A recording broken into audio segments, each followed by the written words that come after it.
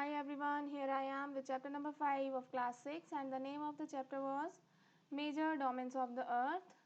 Class, we have already discussed about atmosphere, lithosphere, hydrosphere. Now it's the last topic of the same chapter and here we'll discuss about biosphere. Okay, so what is biosphere? You can see the picture where it's a narrow sphere where the three realm land, water and air meet is called the biosphere. Fine, basically land where air and water मिलकर क्या बनाते हैं biosphere and this all sphere are supporting our life. Fine, so bios means life, thus biosphere refers to the part of the earth in which life exists. Fine. Other thing, for the evolution and survival of life we need three things जो है land, water and air. Easy. And इसी की वजह से earth is a unique planet in all planets.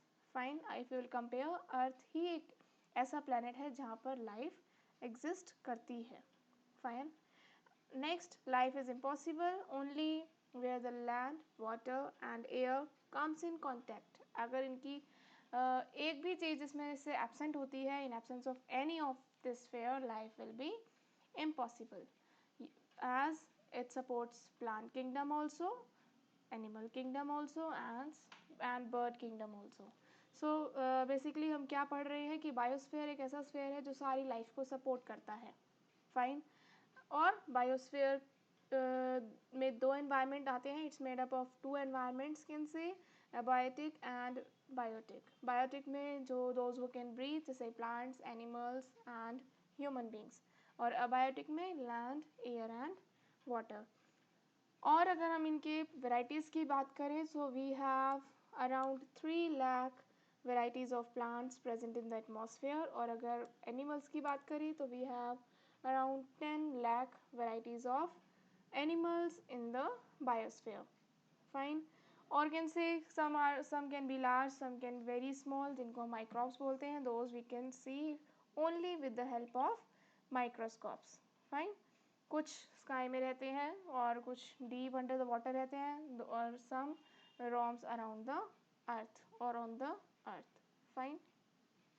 Next हम बात करेंगे disturbing the balance of the biosphere. So as human being we are just exploiting our environment to fulfill our demands.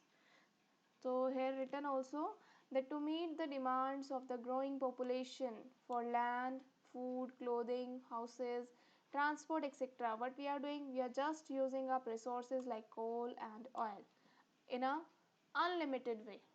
Fine. Which takes millions of years of regenerate. इनको दोबारा बनने में millions of years लग जाते हैं. So इस चीज़ से aware होते हुए हमें क्या करना है, we should use all these resources in a limited manner, in a limited way, so that it can remain for the future generation. Fine. Next, we are cutting trees and clearing the forest. Why so? Because हमें buildings build करनी है, हमें roadways build करनी है, हमें roads बनानी है, हमें फैक्ट्रीज़ बनानी है, हमें इंडस्ट्रीज़ बनानी है. बहुत सारी चीज़ें हमारे पास रीज़न है अपनी लाइफ को कंफर्टेबल बनाने के लिए, जिसकी वजह से हम क्या कर रहे हैं, ट्रीज़ को कट कर रहे हैं and we are just clearing the forest. और कहीं ना कहीं वाइल्ड एनिमल्स का हैबिटेट छीन रहे हैं. That is harmful for them. Fine. And harmful for our environment also. Factory pollutes the air. मैंने बात करी है एनवायरनमेंट की, तो एयर पॉल्यूट होता है. ऑब्वियसली एयर पोल्यूशन होता है फैक्ट्री से, क्योंकि उससे जो भी स्मोक निकलता है तो it pollutes the air continuously. Next, the increased amount of carbon dioxide in the atmosphere has increased the global temperature. This is called global warming. Basically, अगर environment में carbon dioxide की मात्रा ज़्यादा होती है तो obviously it is क्या कहते हैं, it is a result of increasing the global temperature. Temperature बढ़ता है तो इसलिए हम उसको क्या term देते हैं, global warming. You can see this picture right hand side, it's showing the effects of global warming. ठीक है, कि आप यहाँ पे इसको compare करेंगे तो लेफ्ट हैंड साइड देखेंगे तो हेल्दी एनवायरनमेंट शो हो रहा है, लेकिन राइट साइड में आप देखते हो तो इस totally area is affected by the global warming. Fine. Easy. Now come to attempt to check the misuse. What we are doing. We must make efforts to control the pollution of air water and land, क्योंकि ये 3 रियल्स इतने main है कि अगर हम इसको pollute करते हैं तो ऑब्वियसली पोल्यूशन होता है और ये सबको अफेक्ट करता है, एवरी लिविंग ऑर्गेनिज्म को अफेक्ट करता है ये, ठीक है। तो protecting them we should control cutting the trees, we should grow more trees instead to cut trees in the simple way. यहाँ पर हम ड्रेनेज देख रहे हैं, फैक्ट्री से जो जितना डंप वेस्टेज जो हम ड्रेन करते हैं in a river, it should not happen and we should not throw any garbage in the water bodies, fine. अगर हम ऐसा इस चीज़ को भी कंट्रोल कर लेते हैं तो हम कहीं ना कहीं पोल्यूशन होने से रोक सकते हैं, ठीक है। ये सारी चीज़ें हैं जो गवर्नमेंट हमें कॉन्टीन्यूसली अवेयर करती है कि what should do, what should not do, fine. So simple सी टर्म्स हैं। क्लास आपको यहाँ समझ आ गया होगा।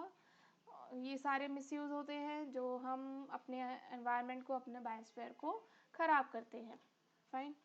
सो तीनों पिक्चर्स हैं, you can relate these pictures, you can do necessary actions, fine. And let me continue with some important questions जो इस चैप्टर्स में मैक्सिमम आपके एग्जाम में आते ही हैं। So first question is, what is global warming? I told you, increase amount of CO2 leads to increase in global temperature. In which sphere the land, air and water meet? It's a biosphere.